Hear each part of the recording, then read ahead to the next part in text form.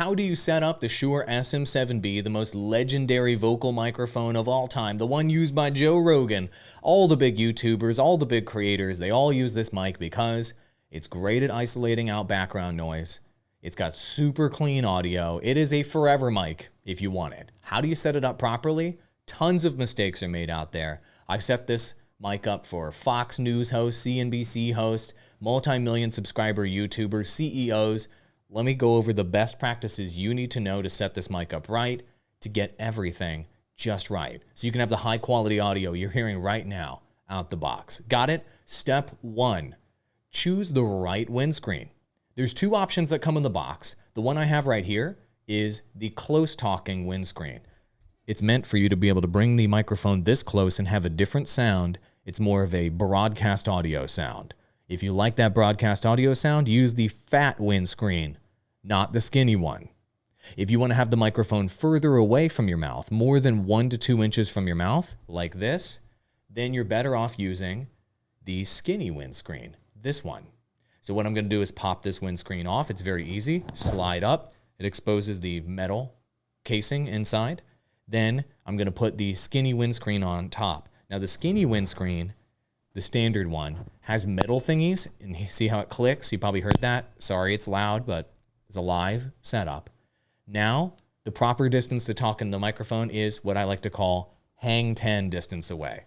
Hang 10, thumb on your lips, pinky on the microphone, put it hang 10 distance away, and then boom, you're at the optimal distance, and you can kind of hang around the hang 10 distance with the standard windscreen. You won't hear pops. You won't hear any bad audio that you don't want to share with your audience. So that's step number 1, is choose the right windscreen for the distance away from your mouth you want the mic to be. Do not have this microphone more than hang 10 distance away from you. If you do, it will sound significantly worse. So what do I mean by that? Just quick demo of that. I'm hang 10 right now, just going back 1 foot, not even that far, 1 foot away. Do you hear the difference just 1 foot away from the microphone with the Shure SM7B? It goes from like a 9 out of 10 to like a 4 out of 10, just like that. This mic is not designed to be far away from you. If you want a microphone that's far away from you, don't buy this microphone, period. Okay, you're setting it up wrong and you're using it wrong if it's far away. Got it? Great. Now that you've selected the right windscreen, we need to get all of the mounting done correctly. So I'm going to switch over to my camera phone. Might be jarring for a minute, but it is what it is. There you go. Now let's get the mounting done. The microphone comes on this stand right here that you can adjust. You can loosen up the bolts here and you can change the angle of the microphone to get it just right for you. Hang 10 distance away or less. And you've got the XLR only input. There is no USB. There is only XLR. So you have to get an XLR cable to plug in. And then you're going to want to plug this in to the XLR jack with an XLR cable you purchase. Do not cheap out on the XLR cable. Buy a good low noise XLR cable. And then see this little screw down here at the bottom of the mount? You can screw this onto an extender or screw it directly onto a microphone stand. I recommend the Rode PSA-1 microphone stand. That's the one that you see here because it's all metal construction and it lasts for years. I've tested so many other ones and they just break. This one's awesome. It mounts to your desk or table and you crank it in real tight if you want it on there because you don't want this microphone stand coming loose because this is a very heavy microphone. It's a big microphone. Got it? Windscreen, adjust the mic angle, plug in the XLR cable, screw it in using the screw right here to whatever your microphone stand is. Screw the microphone stand to your desk securely. And then your last step here is to run that XLR cable along your stand and then Velcro it down with Velcros. I recommend Velcros to keep it nice and tidy so you don't pinch the cable. Got it? Then the next step is what I recommend using the cloud lifter. In most scenarios, you're going to need a cloud lifter. What? You're like, what? Another piece of equipment? A cloud lifter? Switching back to the phone here, guys. Why a cloud lifter?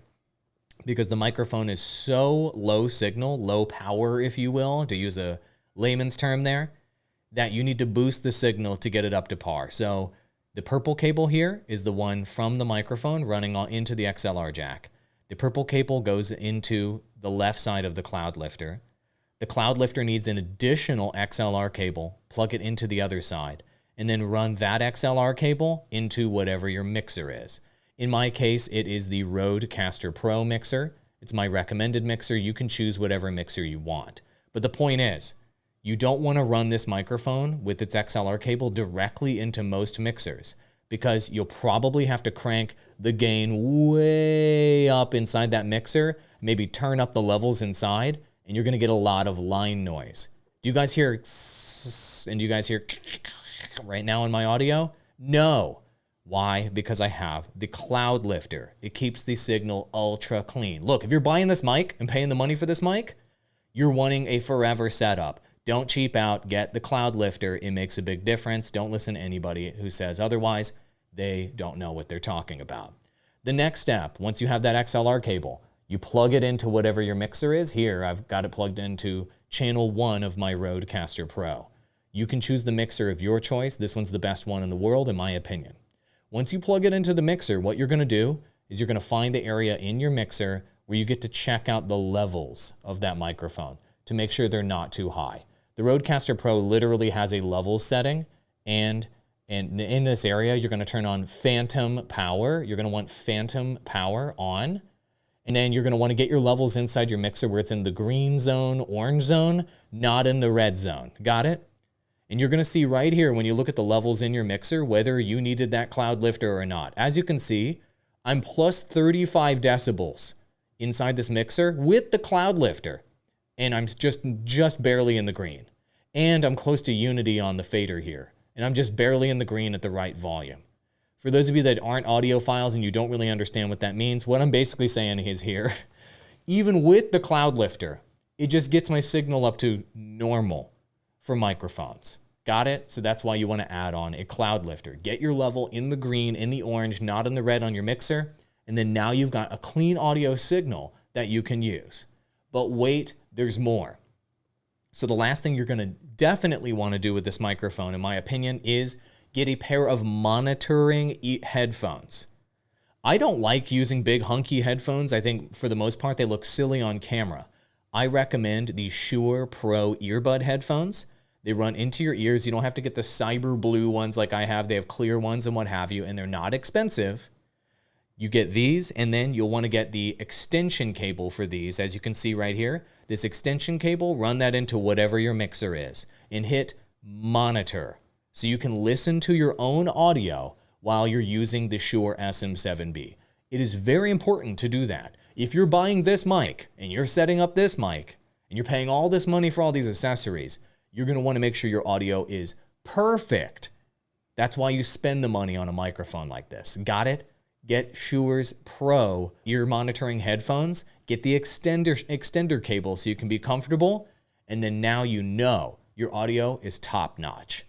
Those are the basic things you need to know to set up the Shure SM7B. I know there were a lot of steps, but if you want the best, you have to go take all those steps to get the level of quality audio that you've been hearing throughout this video.